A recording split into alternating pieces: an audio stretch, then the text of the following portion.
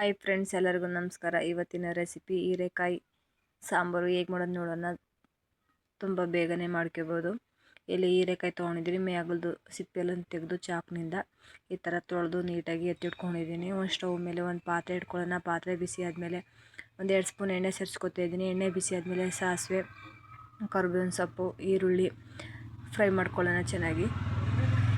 ಈ ಥರ ಹಸಿ ಸ್ಮೆಲ್ಲೆಲ್ಲ ಹೋಗ್ಬೇಕು, ಅಲ್ಲಿವರೆಗೂ ಚೆನ್ನಾಗಿ ಫ್ರೈ ಮಾಡ್ಕೊಳ್ಳೋಣ. ಟೊಮೆಟೊ ಸೇರಿಸ್ಕೊತಾ ಇದ್ದೀನಿ. ಟೊಮೆಟೊನೂ ಕೂಡ ಹಾಕ್ಕೊಂಡು ಫ್ರೈ ಮಾಡ್ಕೊಳ್ಳೋಣ. ಈ ಥರ ಫ್ರೈ ಆಗಿದೆ. ಈಗ ಹೀರೆಕಾಯಿ ಸೇರಿಸ್ಕೊತಾ ಇದ್ದೀನಿ. ಹೀರೆಕಾಯಿನೂ ಕೂಡ ಸೇರಿಸ್ಕೊಂಡು ಚೆನ್ನಾಗಿ ಮಿಕ್ಸ್ ಮಾಡ್ಕೊಳ್ಳೋಣ. ಸ್ವಲ್ಪ ಅರಿಶಿನ ಪುಡಿ ಸೇರಿಸ್ಕೊತಾ ಇದ್ದೀನಿ. ಅರಿಶಿನ ಪುಡಿನ ಸೇರಿಸ್ಕೊಂಡು ಚೆನ್ನಾಗಿ ಫ್ರೈ ಮಾಡ್ಕೊಳ್ಳೋಣ. ಇದು ಫ್ರೈ ಆಗದೊಳಗೆ ಒಂದು ಮಸಾಲೆ ರೆಡಿ ಮಾಡ್ಕೊಳ್ಳೋಣ.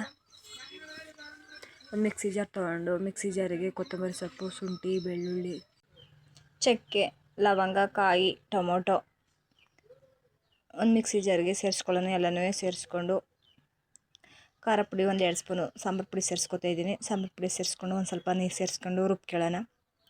ಈ ಥರ ರುಬ್ಕೊಂಡ್ರೆ ಸಾಕು.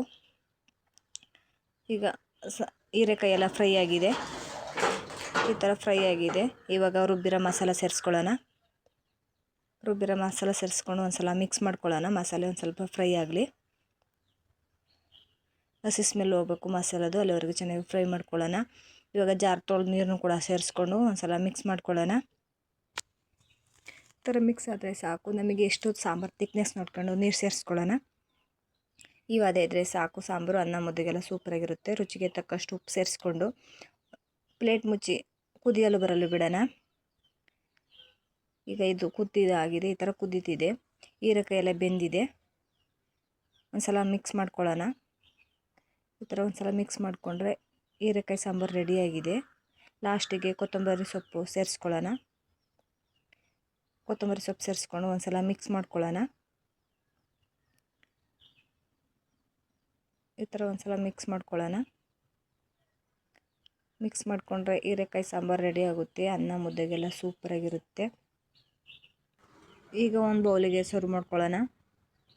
ತುಂಬ ಚೆನ್ನಾಗಿರುತ್ತೆ. ಅನ್ನ ಮುದ್ದೆಗೆಲ್ಲ ಸೂಪರಾಗಿರುತ್ತೆ. ಹೀರೆಕಾಯಿ ಸಿಕ್ಕಿದಾಗ ಈ ಥರ ಒಮ್ಮೆ ಟ್ರೈ ಮಾಡಿ. ಹೇಗಿದೆ ಅಂತ ಕಮೆಂಟ್ ಬಾಕ್ಸಲ್ಲಿ ತಿಳಿಸಿ. ತುಂಬ ಚೆನ್ನಾಗಿರುತ್ತೆ ಸಾಂಬಾರು. ಈ ಥರ ಒಂದು ಟ್ರೈ ಮಾಡಿ. ಅನ್ನ ಮುದ್ದೆಗೆಲ್ಲ ಸೂಪರಾಗಿರುತ್ತೆ. ಈ ವಿಡಿಯೋ ಇಷ್ಟ ಆಗಿದೆ ಅಂದ್ಕೊಂಡಿದ್ದೀನಿ. ಇಷ್ಟ ಆದರೆ ಲೈಕ್ ಮಾಡಿ, ಸಬ್ಸ್ಕ್ರೈಬ್ ಮಾಡಿ, ಶೇರ್ ಮಾಡಿ, ಸಪೋರ್ಟ್ ಮಾಡಿ.